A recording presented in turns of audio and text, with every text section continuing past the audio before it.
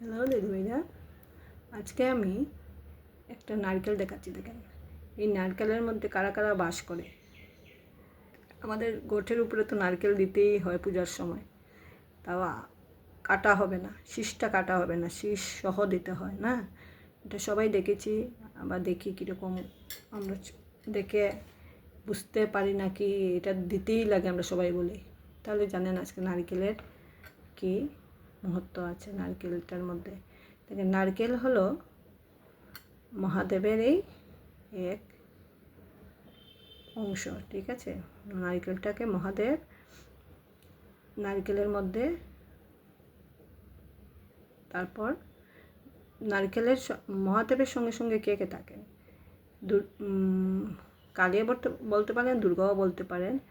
আর মাথার উপরে তো থাকে গঙ্গা, শিবের সঙ্গে তো পার্বতী, গঙ্গা সব থাকেই। তাহলে যে উপরের পাটটা, এখানে মা কালীর বাস করেন।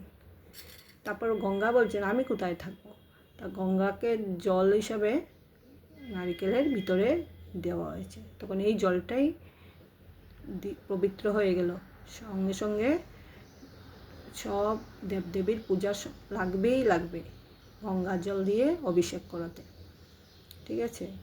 তারপর যম মহারাজ বলছেন, দেখেছেন কি হচ্ছে এখানে। তো যম মহারাজ আমি কোথায় থাকবো, কারণ নারিকেলের আইলস বলে না, আইলস বা নারিকেলের যে থালিটা আমরা থালি বলেও থাকি, এইটা দিয়ে যম মহারাজের যে মুকুটটা হয়েছে এইটা দিয়ে বলছে তুমি এখানে থাকবে, ঠিক আছে। তখন পবনদেব জানেন তো হনুমানের পিতা, তখন তুমি পবন তো বাতাসের সঙ্গে ঘুরে ঘুরে বেড়াবেন। মানে যখন আমরা চুলাটা জ্বালাই তখন এই ধোঁয়াটা যে উঠবে তখন এটা পবনদেবের, ঠিক আছে। তারপর হনুমানজিকেও বলে দিয়েছেন তুমি থাকবে। হনুমানজি বলছে আমি কোথায় থাকবো, হনুমানজি বলছেন তুমি থাকবে যখন রথ হবে, রথের যে ছোলাটা যে আছে নারকেলের, এইটা দিয়ে রশিটাকে যে টানবে বানানো হয়েছে, এটা জানেন কি দিয়ে, এটা নারকেলের ছোলা দিয়েই বানানো হয়েছে, ঠিক আছে।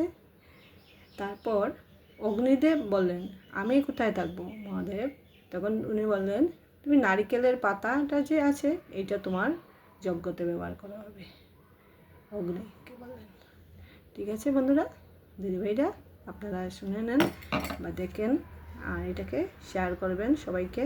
একদম ইজি করে বলে দিয়েছি কিন্তু, ঠিক আছে। আর নারকেলের যখন সৃষ্টি হয়েছিল এটা কে করেছিল, এটা করেছিল ব্রহ্মাদেব, ঠিক আছে। একটা বড় কাহিনী আছে, এটাকে আমি শর্টকাট করে বলে দিয়েছি, ব্রহ্মাদেব, ঠিক আছে। বন্ধুরা, আপনারা শেয়ার করবেন, লাইক করবেন, সাবস্ক্রাইব করবেন। থ্যাংক ইউ বন্ধুরা।